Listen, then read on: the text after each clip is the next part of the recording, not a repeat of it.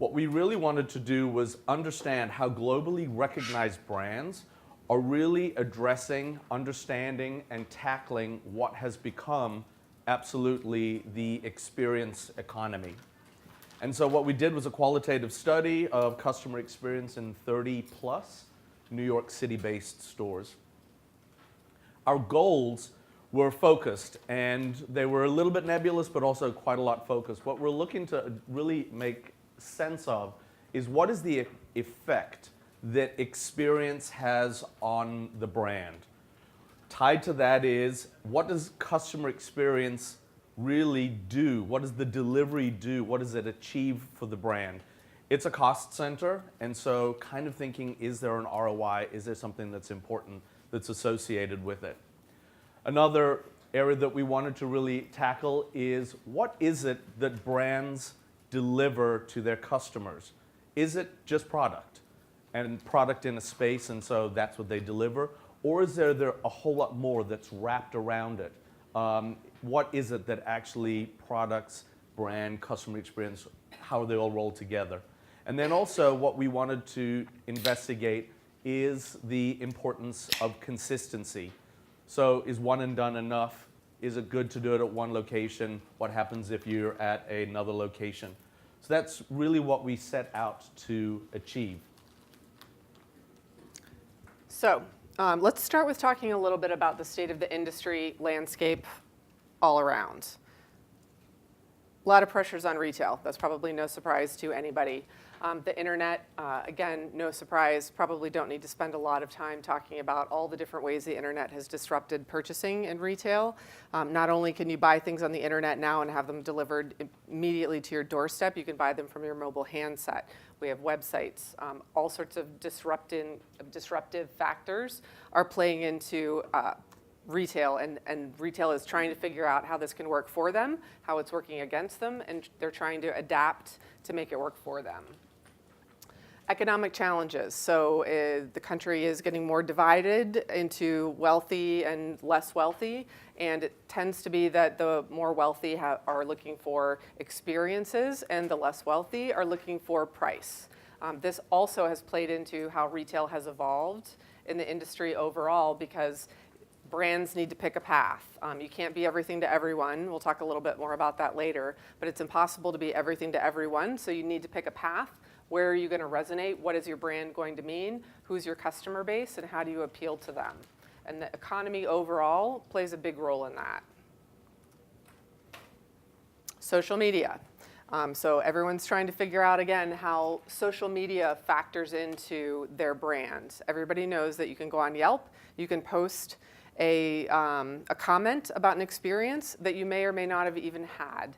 This is frustrating for some of our clients because they'll come to us and say, social media, Yelp, for instance, there are comments that are posted, but they're not true. Somebody's being paid to provide that review, or this is what the customer thought was happening, and we understand that was their perception, but it's not actually what happened. That's not how it works.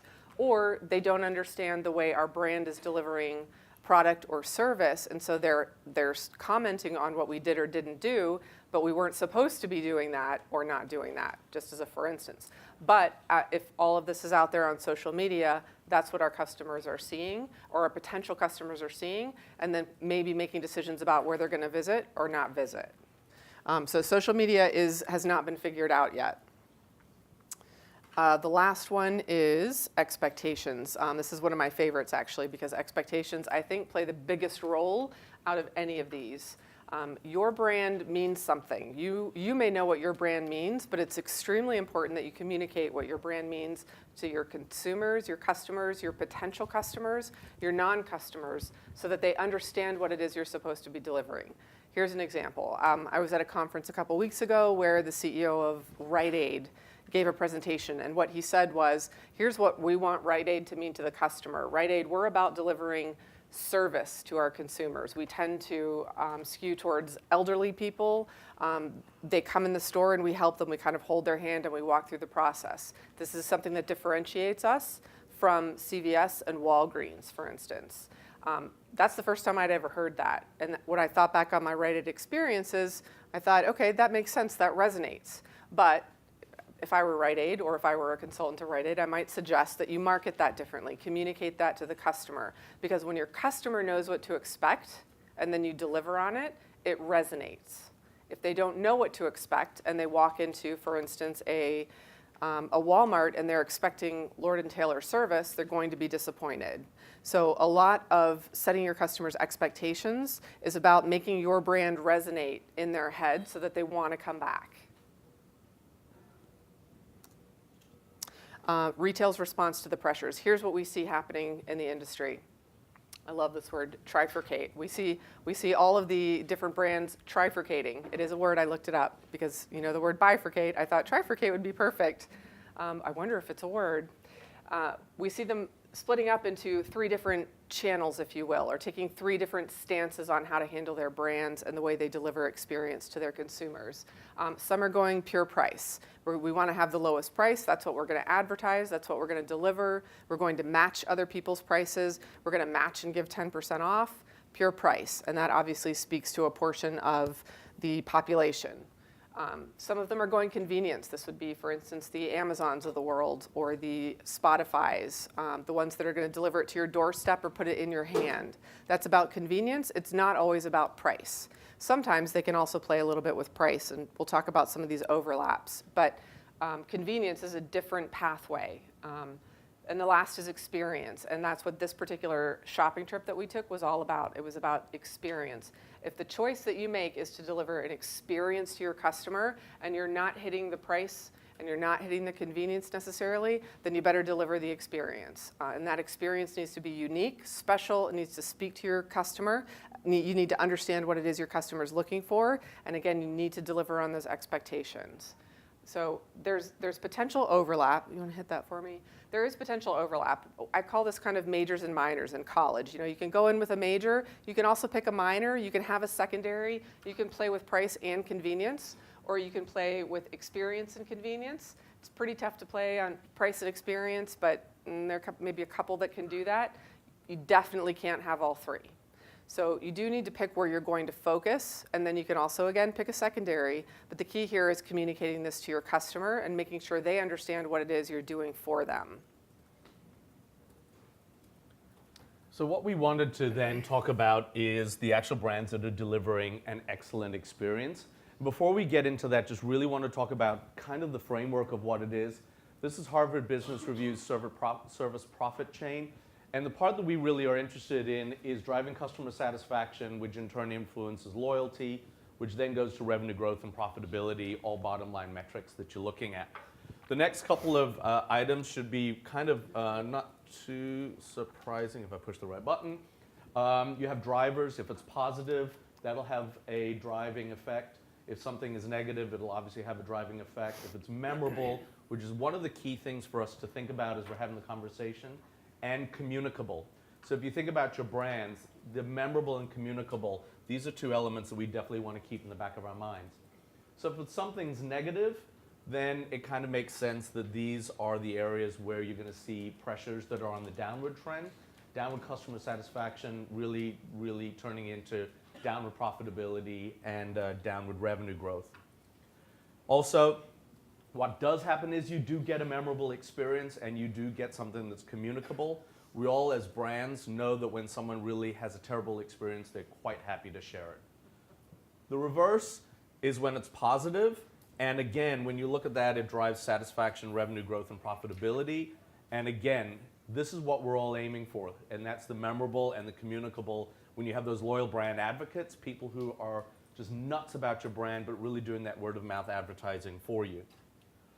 So what is an experience? For us, customer experience is an engagement with a customer that leaves them with a positive, pleasant feeling and emotion about the brand that is memorable and communicable. So let's get into what we did and the meat and potatoes of the actual evaluations.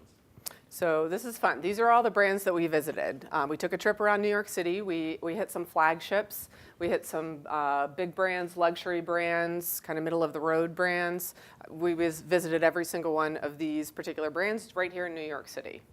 And what we're going to talk about are the ones that absolutely stood out and the reasons for why they stood out. And then we're going to give some pointers on what did go a little poorly, but no one's going to be named and shamed. We'll keep that completely, quietly, bribeably to ourselves. First one, Superdry. Fascinating store, excellent location, but what we found more than really wonderful about that was they were true to their entire experience. Upon entering the store, they had a greeter who's highly engaging, highly personable. What they did a really great job of was helping someone navigate the store. If you've been to it, it's on 7th Avenue, just north of Times Square. And what was excellent about the experience is being able to say, welcome to the store. If you need any help, there's someone around here that will do it for you. This is where this section is. This is where that section is. If you need anything, please come back to me, and I'm delighted to be here to help you out. This one's mine. This one was really fun, actually. Sephora. Sephora stood out phenomenally. Sephora stood out to the point where I've actually been talking about it for 3 weeks. And it's sort of ironic that I got Sephora because I don't actually wear makeup very much. I did today because I didn't want to scare anybody, but it's just not really my thing. When I went into Sephora, though, I had the most fantastic experience. And the people helped me. They were specific. They were personable. They kind of held my hand through the whole trip. They put stuff on. They let me try it on. They got different colors. They made me comfortable, and they made me happy, so much so that I walked out with a lipstick. Now, I don't wear lipstick. So again, I am today because I'm here, and it's being videoed, so I want to be careful. But this is the lipstick I bought from Sephora, by the way. I had such a great experience that I thought, I wonder if that's replicable. I wonder if it's all of Sephora or just that person. So I went to a second Sephora, and I walked out with 3 more products. Ironically, once again, I walked out with 3 more products. Had exactly the same experience, if not better, if that was possible. Since then, I've visited Sephora 2 more times, and once again, I don't wear makeup. I went back to Atlanta, and I visited 2 more. Because it was fun, because I had a good time. And they, put some makeup on, and I thought, oh, this is like the first fun experience I've ever had with makeup. I now own another lipstick. So again, from start to finish, they held my hand, they helped me. I felt like they were paying attention, and the brand really resonated. And what that did was now I'm talking about Sephora. Well, first of all, to you. I have it in my head now. That's certainly where I'm going to go. But I'm also telling other people about it because it was such a great experience. Huge opportunity. So as we carry on with the discussion, and really what we're sharing with you are how organizations absolutely delighted customers as they came in the door. The next was Sunglass Hut, and I find that one really fascinating. Sunglass Hut, Times Square, high energy location, but absolutely a phenomenal level of EQ when they were engaging with customers. And the way that they did that was they did a greeting, engaged, and then the lady said something that absolutely resonated with me. She said, if you're just browsing, please enjoy it. And then if you need anything, I'll be right here. So it was a great sales opportunity to say, I know that you may or may not be in a purchasing mood, but please enjoy the space. Please enjoy being here. Please see the product. Please touch and feel and have a good time. And if you need more, then I'll step in. So not someone who's right there holding your hand, maybe engaging on a level that's inappropriate for that specific brand or that specific location. Adidas was another one. This is over on 57th and 5th. Another high energy location, but what I found absolutely fascinating about that one was multi-levels, lots and lots going on. But what they did a great job of was a high energy welcome in complete compliance with what the brand is all about. My shopping colleague in this one is female, and what they did a great job of was not trying to be prescriptive, oh, maybe it's all about me, or maybe it's all about Carla. Rather what they said, welcome to Adidas, we're delighted to have you here. If you're looking for women's stuff, go down 2 floors. If you're looking for men's stuff, go up 1 floor. Careful, there's a soccer game on, it's gonna be a lot of rowdy people. So completely set the stage, helped us really understand exactly where to go, how do we navigate the store, and really become a part of the environment of the store and get really excited about being in that particular location. I shop Rebecca Minkoff, and this one, I neither wear women's shoes nor really find purses to be something that are highly useful, but I was absolutely flabbergasted by what a wonderful store it was. They were slammed yesterday, and I'm going to take umbrage with that one. They've done a lot to really improve it. First of all, high energy, very good welcome to the store, very good engagement, a very good understanding of welcome, come on in. I know it looks like we're closed, but we are actually open. They have a very strange window set. But just really acknowledging, okay, you might be a little bit confused. You're clearly here as a destination shopper, so come on in and let's have this engagement. The next thing that they did was a very good needs analysis and made sure that it's probably a gift. That's the reason why I'm there, right? So why are you here? What's the occasion? What are you looking for? And just really help me walk through the entire process.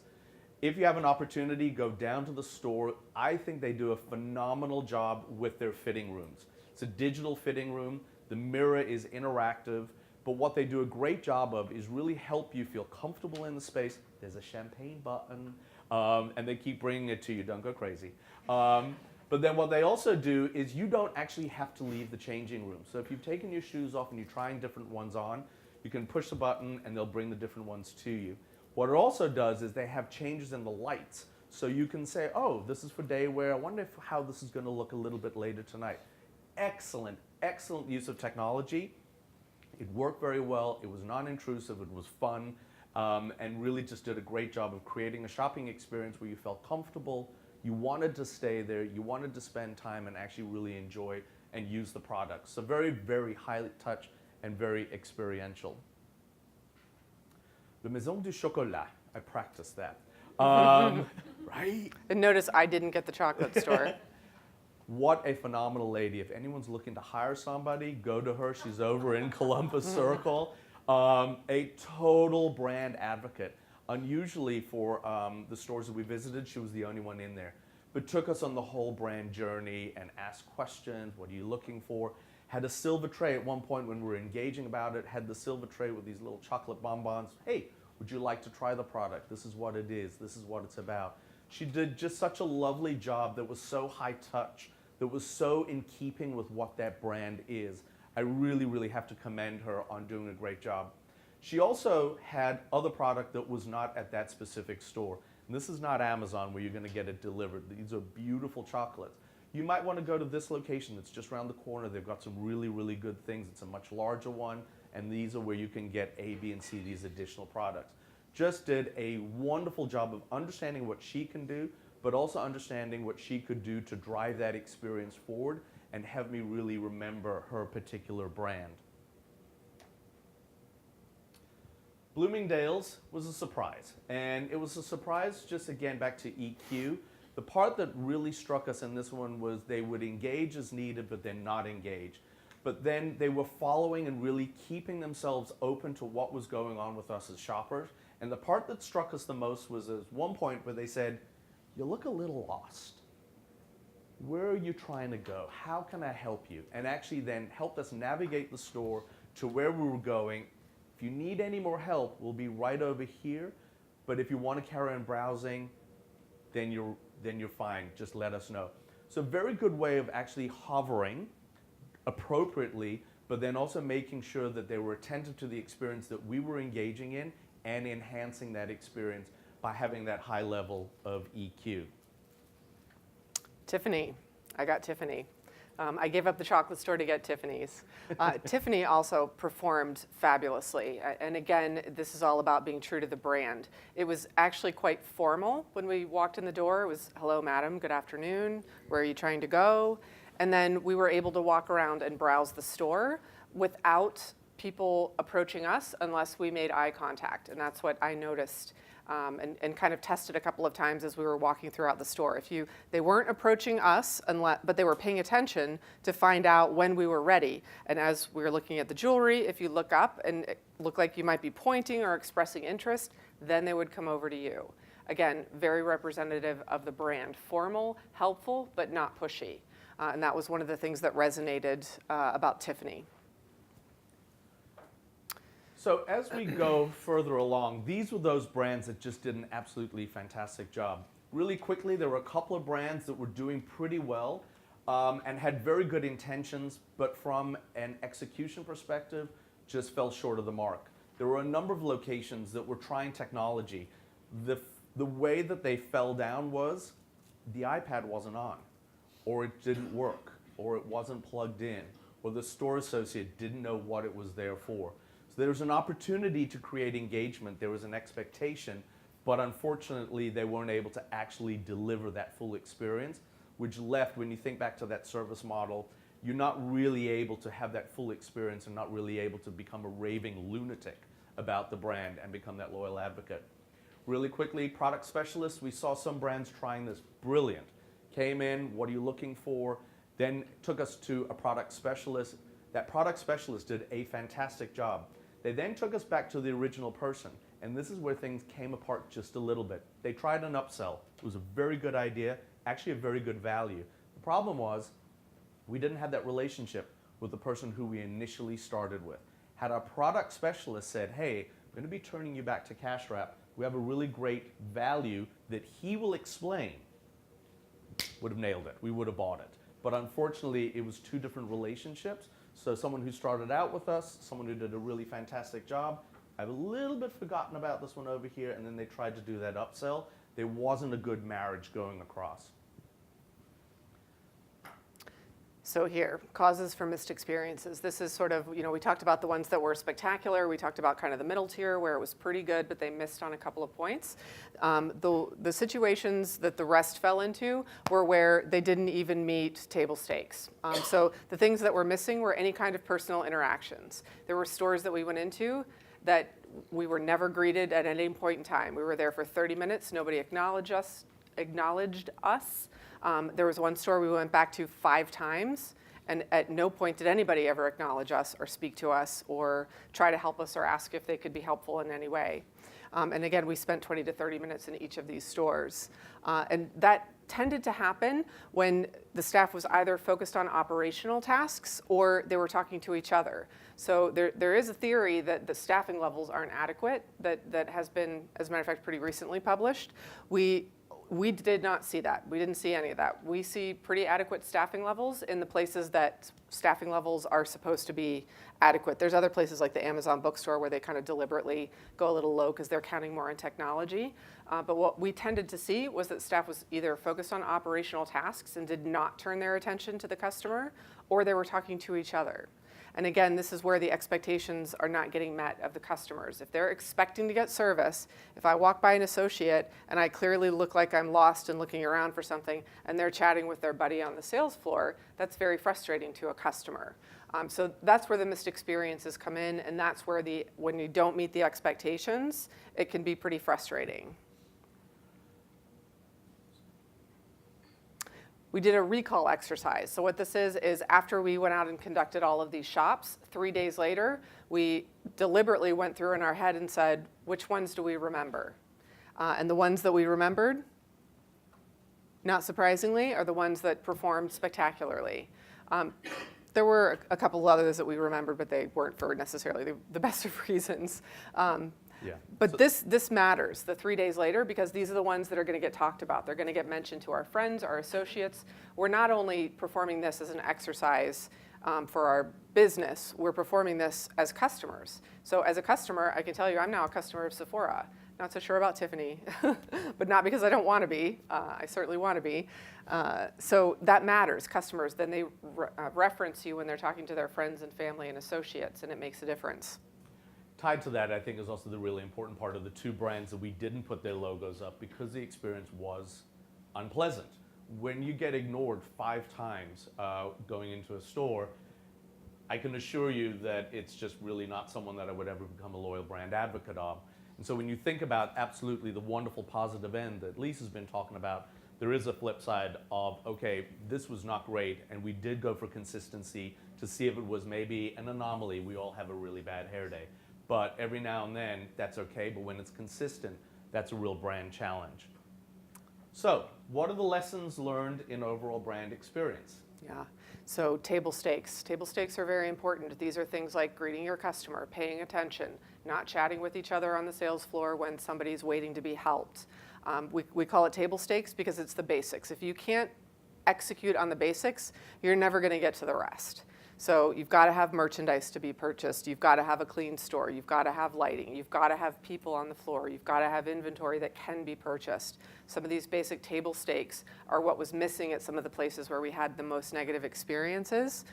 If you take your table stakes, though, and you add engaged employees who are paying attention and willing to drop what they're doing and come over and help you, it makes a huge difference. And then if you add to that the right technology in store that works and that the associates know how to use.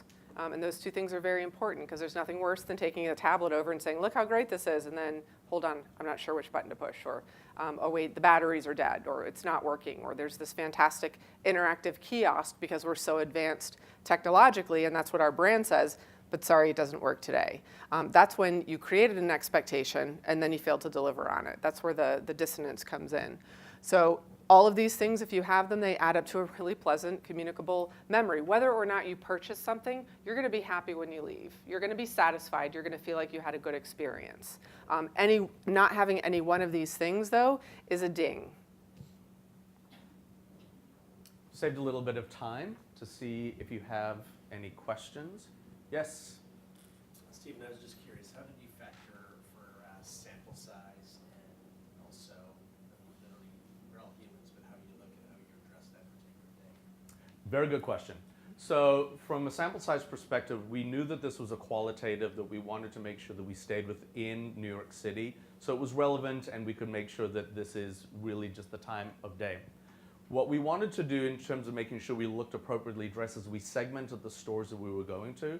We got all gussied up when we went to the high-end stores, and then for some of the other ones, we made sure that we were wearing sneakers or trainers. So when you think about Adidas and then all the competitors, trying to look the part so that when we went in, it made sense that we were there, was what we were doing.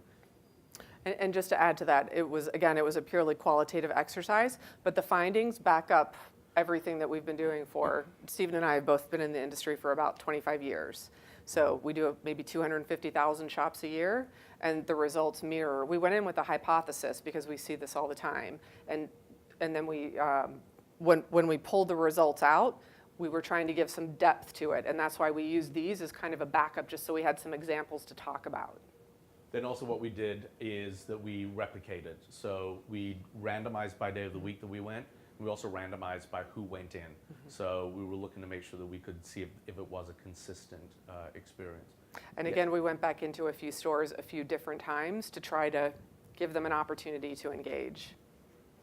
So did you see a difference between the typical technology stores like Apple or Microsoft, what are those, sharper image, whatever they might be, versus a traditional retailer or a more fashion retailer?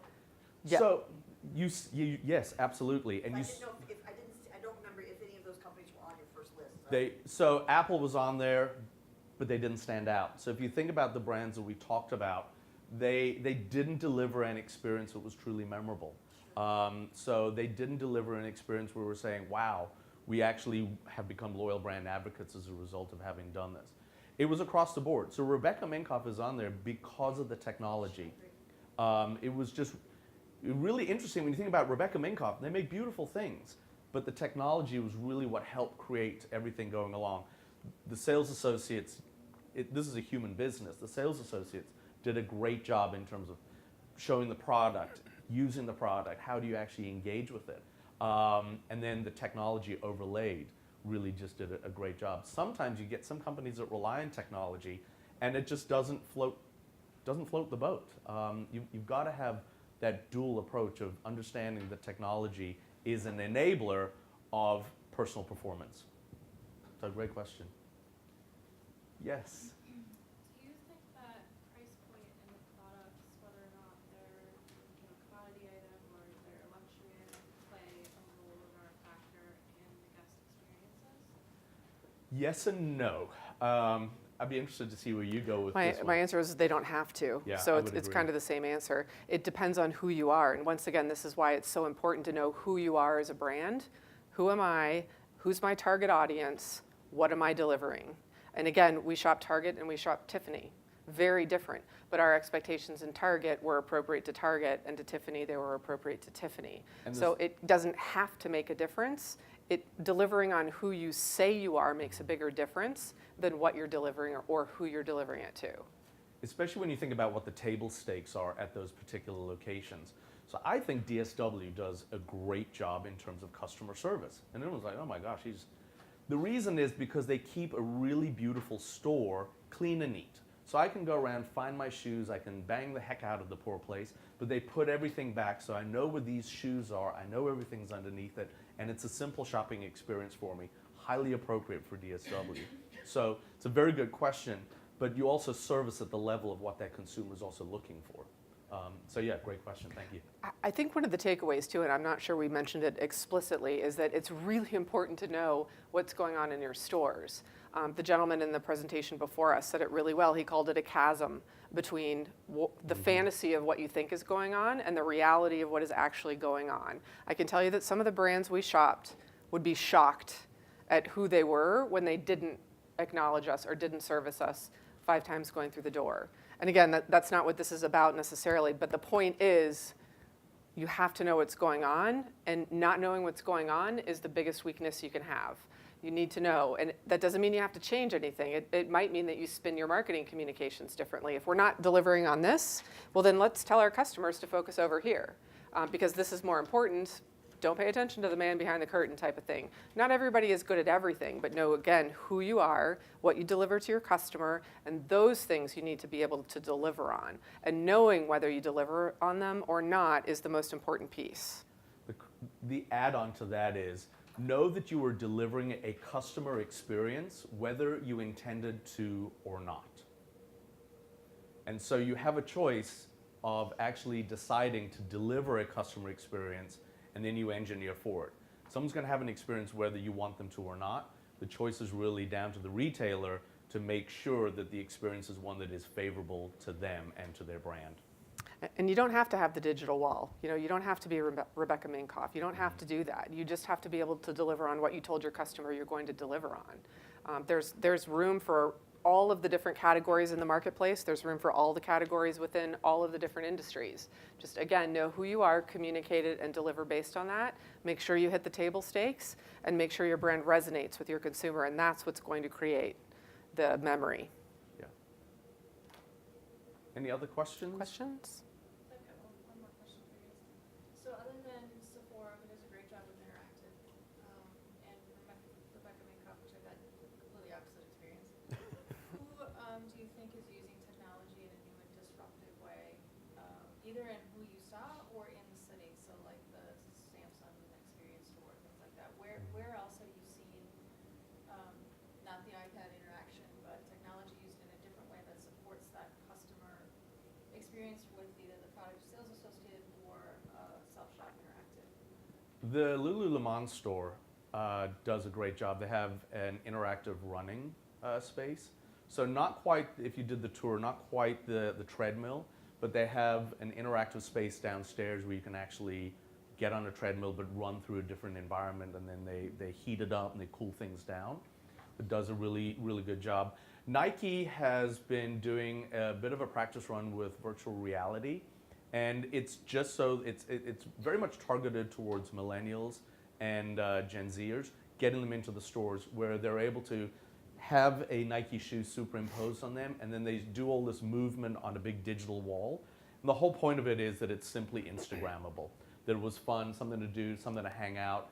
Oh, I had a really good time and happened to have a great interaction with the product. So those are some of the ones that I found pretty interesting in terms of what they're doing. I would add to that technology contributing to the customer experience is not always something the customer sees. So just as a for instance, Amazon's talking about using drones to deliver things to your doorstep. That's not necessarily something that's going to be front and center, for you, but it is going to contribute to your experience because you're going to get your product faster and potentially cheaper. So technology can be used in the price space, it can be used in the efficiency space, and it can be used in the luxury space with the cool widgets and such. Another company that I think is using technology in a pretty cool way is Stitch Fix, oddly enough. And again, you don't necessarily even see that, but there's an algorithm. I don't know if you know what Stitch Fix is, but it picks out clothes for you and it delivers them to you each month. Did I mention I don't really wear a lot of makeup? I also use Stitch Fix because I don't do fashion very well. But they'll deliver it to your doorstep, and they use AI on the back end to figure out what is going to look good on you based on some answers that you give at the beginning. I never see that. All I do is answer the questions, and they come up with the stuff, and it shows up on my doorstep. It's my favorite way to shop. But I don't see the technology, but it's still contributing to my experience. So there's a lot of different ways. Innovation can contribute to each one of these, even if you don't see it. I would also add to that Chick-fil-A and sadly Sephora again. And that comes down to the checkout and very simple technology. What they're doing is they have iPads with swipes on it, and they're able to line bust. We were saying, oh, we really need to get out. It was a long line. We'll bring someone to you, ring you up, swipe it, and off you go. So it's very simple technology. It's not really whiz bang, but it's appropriate technology for that. On the flip side, when the lines get really long at a Chick-fil-A, which they really do, they do something very similar where they deploy people out into the drive-through and start saying to them, hey, what do you want? And then start queuing up the orders so they can get people through a lot faster. It also keeps people in line. It keeps you from ducking out of line if you've already placed your order and saying, hey, I can't wait this long, I'm going to go. It does make the line move faster for sure, but it also retains you. Yeah, It's clever. it's really clever. So the technology can be really fantastic and deep AI, but sometimes it's just very simple things such as helping you get out a lot quicker. Great question. I think we need to wrap up because it's time for lunch. All right, Lunch. good. Thank you. Thank you so much. Thank you all.